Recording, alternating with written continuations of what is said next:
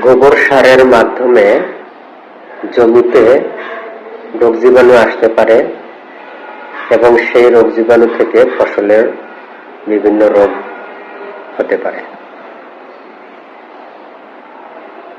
গোবর সারে E. coli, সিজেল্লা, bacillus থুরিনজেনেসিস ইত্যাদি রোগ জীবাণু থাকে, যেগুলো মাটি এবং সেখান থেকে ফসলে আসে। কাঁচা গোবর এবং অতিরিক্ত গোবর সার জমির পিএইচ কমে অম্লত্ব বৃদ্ধি করে, ফলে অন্যান্য পুষ্টি উপাদান সহজে ফসল গ্রহণ করতে পারে না। তাই গোবর সারের ব্যবহারে সতর্কতা অবলম্বন করতে হবে।